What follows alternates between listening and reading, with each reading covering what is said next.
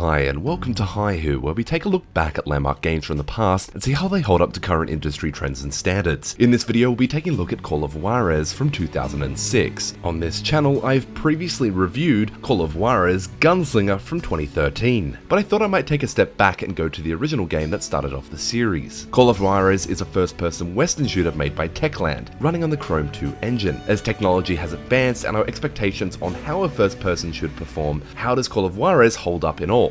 And I have to say it holds up reasonably well, but at the same time it kind of doesn't. Every game has its flaws, but this game definitely has some after 10 years. As you may already know, I really enjoyed Gunslinger from 2013, so I went back to play the original 2006 title, as I was really vibing from the western theme. The game has you play two characters who each have their own playstyles and story that both cohesively tell one tale, which I actually really enjoyed in terms of narration via gameplay and perspectives. The nutshell version of the story without giving too much away, starting off you play as Billy, who is visiting his old town to visit his mother, and as he arrives to his mother's place he finds his mother and his stepfather burnt alive. A preacher named Ray stumbles upon Billy discovering the bodies himself and assumes that Billy is responsible for the murders of his mother and stepfather. The cool thing is you play as both Billy discovering the bodies as well as Ray discovering Billy discovering the bodies, if that kind of makes sense. And I thought that was a really cool way to tell a story. Ray is very much your first-person shooter vibe, giving the player loads of ammunition and guns.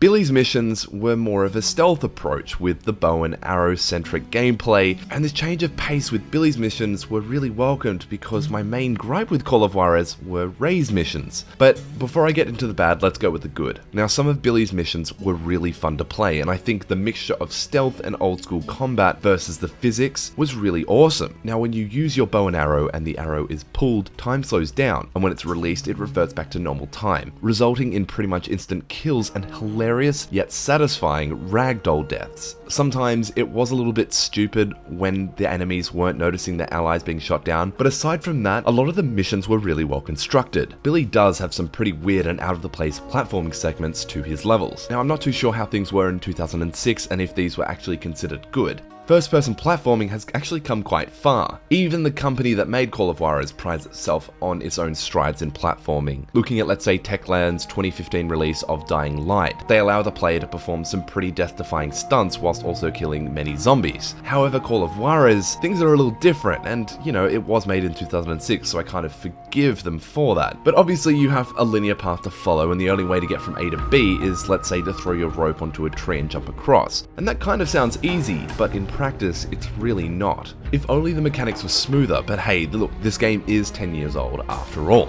Ray's missions, though, were very much astride in terms of your conventional shooters from 2006 with a side of clunkiness, but his levels felt like some of the weakest of the game, generally facing wave after wave of enemy with hyper-aggressive AI with about 90% accuracy, and this ultimately did lead to my major frustrations with the game. Whilst in 2006 this may have been forgivable, we now live in a world where shooters are a lot more smoother and obviously realistic. Understanding that I am reviewing this game in the year 2016 and seeing how this game holds up to modern standards and trends, after 10 years goes by, the guns feel very light and quite janky. And it feels like there's no real weight to any of them either. Ray kind of just holds them and they kind of just float and then shoot. Obviously, after visiting Gunslinger, I have experienced a modern iteration of what the original Call of Juarez would feel like today. Let's say I was to jump a further 5 years back, and let's talk about the 2001 release of Halo Combat Evolved. Now, I get that this is a sci-fi game, so just shut up for a second. Every weapon in that game kind of has their own feel to them, from the assault rifle to the plasma gun. When you hold it down, it kind of,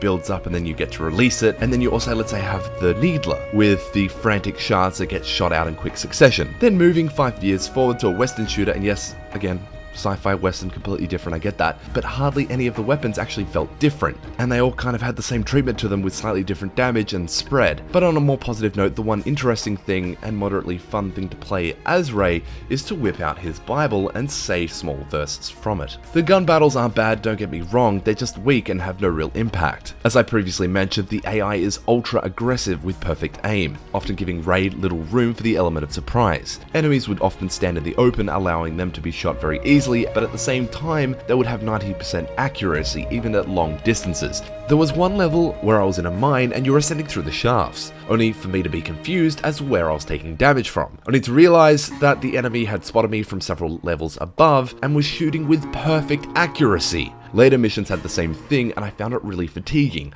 But if we want to talk about Halo as a shooter, let's say the elites, right? They can dodge and dart around the battlefield. The enemies in Call of Juarez just kind of enjoy shooting and dying. That's it. There's nothing special about them. The duels in the game are quite different from the way Gunslinger had you play it. Gunslinger was more of a maintaining your hand above your weapon, and when shit goes down, you quickly shoot down your enemy. In the 2006 Juarez game, it has you wait as a timer goes down, and then you have to quickly draw your gun out with your mouse, and that actually felt kind of cool. And then it goes into slow-mo, and then you have to mow down your enemies with bullets. And I actually felt that these duels were slightly more fun than the Call of Juarez Gunslinger duels. However, the suspense in the later Juarez duels were dramatically heightened. Now, if this game had another name for it, I would call it Call of Juarez loading screens. In the tradition of older games, loading screens were and are still common practice. But the thing about the loading screens in Call of Juarez is that they felt like they were happening all the time. And in the space of one level, you actually might see 3 or 4 of them. And one might argue if you look at, let's say, Half-Life 2 from 2004, the loading screens were split up and happening quite frequently. But at the same rate, they loaded quite fast. The loading screens in Call of Juarez were shamefully slow in comparison.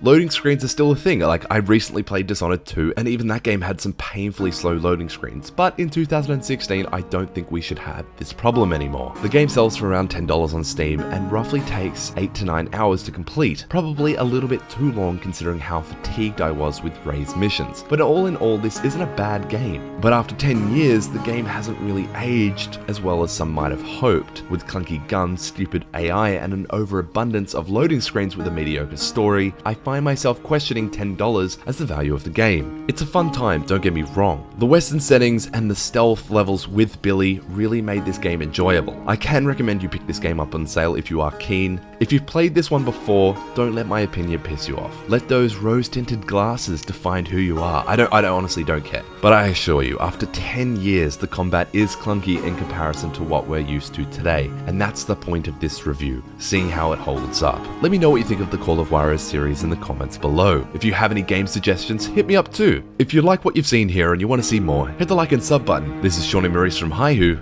Thanks for watching.